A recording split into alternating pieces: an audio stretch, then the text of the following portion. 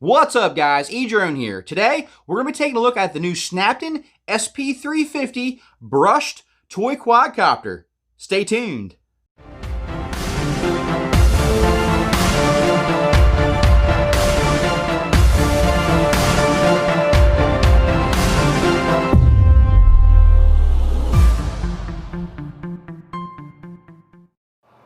Taking a look at the packaging here, you'll see we have our Snaptain SP350 box with the instruction manual, quick start guide, and a free registration log-up sign-up sheet.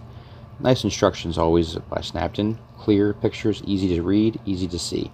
There's your activate your 12-month warranty, and you can see we have a plastic piece covering and protecting the quadcopter. We have a box of extra parts, two more batteries, extra props, extra screws, the charger, and the prop removal tool. Nice that we get some extra pieces in there. I love getting the extra parts plus having the extra batteries. User manual, as we can always see, lots of clean pictures, easy to read, easy to understand. Okay, here's the controller. You see we have a nice labeled buttons all the way around, as well as a screwdriver on the back, which we can remove with a Phillips head screwdriver, and it takes two AAA batteries. Take a look at the quadcopter. We have the LED light on the front with brushed whoop style motors, and you can see we have an on-off button in the rear as well as LED in the rear. And we take a look at the props here. You can see we are color coded: red in the front, black in the back for orientation. If we open this little compartment up in the back, we'll find another third battery. So that's three batteries they've given us with this quadcopter. Very, very nice Snaptain.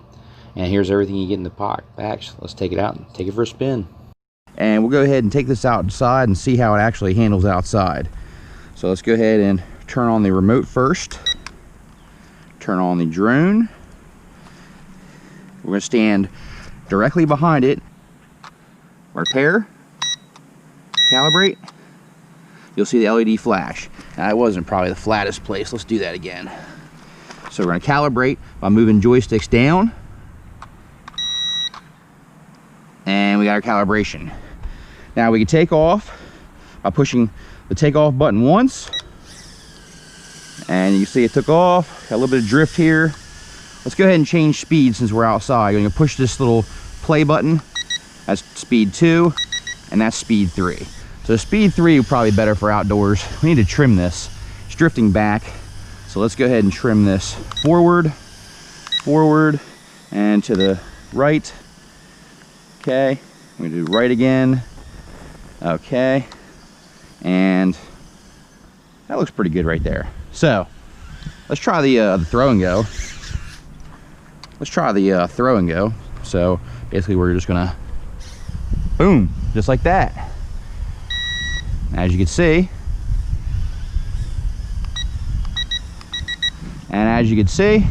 took off no problem. Now, if you want to do the hand catch, you can just hold the joystick down or push the land button and boom, catch it just like that. So I like the throw and go. It actually works pretty good actually. That wasn't even the best throw and it still went. So I like the throw and go. It's a fun little option. Flips, push the button, move the joystick in the direction you want the drone to flip. All right, that was good. Very good there. Now let's do the circle mode. So the circle mode, we're just gonna push and hold the speed button. Struggling in the wind right here, guys. This is gonna be more suited for outdoors or very, very little wind outside. It is handling it decently. I'm gonna trim it a little bit. Trim it forward and to the right, forward. Okay, so there we go. Let's go ahead and try the circle mode. Now you're just gonna push and hold, and it's gonna just start doing a circle. And it kind of spins in a circle and then goes in a bigger circle. Very, very interesting. Let's bring it back over here. Let's go and try the return to home. If the wind wasn't blowing, make it a little easier. Go ahead and try, push and hold. Return to home. There you can see it started going this way. And it's going to continue going in that direction until you push the joystick. So let's see if it works from going in a different direction. Let's try it again. No, it always goes the same direction no matter which way you push the joystick. So as you can see, it's struggling even in speed level 3. It's still struggling even in speed level 3 out here in the wind. So this is a nice little indoor flyer. functions are working okay, no problems there. We do also have the stop button. So if we push the stop button and hold it, the drone's just going to drop out of the sky. So that's another way you can land it. So you basically have 3 ways that you can land. You can push the land button, push the stop button, or hold the joystick down. Throw. There we go. Flips are really fun. It's a very stable drone, I will say, and the battery life seems to be decent so far. It's got that brushed whoop style looking drone that we've seen like an FPV, so that's kind of interesting that they've actually chosen this platform, which I think is a solid platform to do something like this.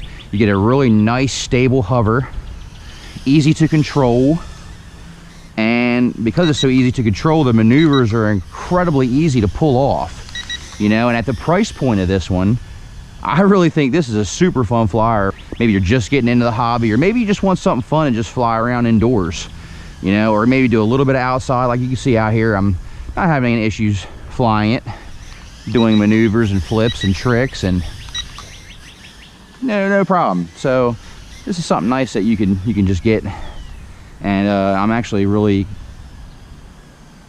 glad that everything on it is working correctly. Get another beep on the controller here, and we'll probably start to get more of a beep when the batteries get low. But I'm just gonna see how long this flight time lasts out here. Let's try the circle mode again. Let's do another calibration. Actually, let's do another calibration. I'm gonna bring it down. Okay, we did our calibration. Let's go ahead and do a 1 key takeoff. 1 key takeoff. Let's try the return to home again. Pushing, holding that button, and boom, just starts coming back automatically. Looks like it's drifting to the back really bad, so let's go ahead and trim that out. So you're gonna push the trim button the opposite direction of what the drone's flying, so you can see it's drifting backwards, and we're just gonna push that till it starts to help with going forward, not drifting so much.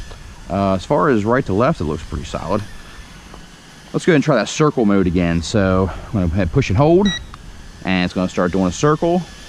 As you can see, we can raise altitude a little bit, that way we don't hit anything. But as you can see, it's like an automated flight mode that it'll do it by itself pretty much. As you can see, I'm not really even controlling it, but it's starting to kind of it's starting to kind of go back that way. Let's see if we can control it. Okay, we can control it. But it just cancels it. So just move the joystick, that'll cancel it. Okay, now we're getting a flashing LED on the drone itself and on the controller, indicating that our battery is getting low. So let's go ahead and do a stop, and go ahead and catch it. Go ahead and turn it off. Push and hold, turn off the controller.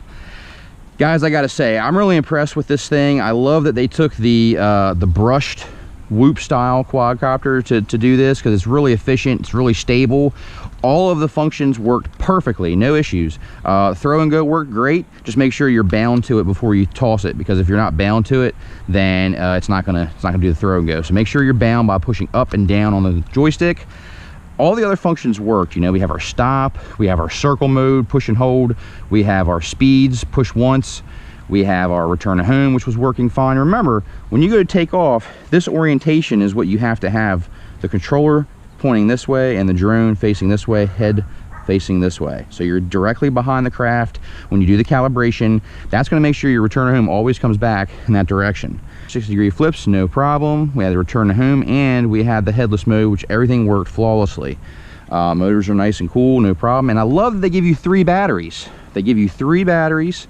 And as you can see, they actually tell you right here on these little prop connections, they actually show you A props, B props. So that's how you know how to put the props on correctly. I like that they've given us extra props in the bag, extra parts, screws, screwdriver. I love that they give you 3 batteries. Has decent flight time on this. My only complaint with this drone, because there's got to be a complaint, right? The only complaint on this drone is how this battery connector plugs in. You don't want to pull this out by the wires, because over time that's going to pull these wires out of that plug.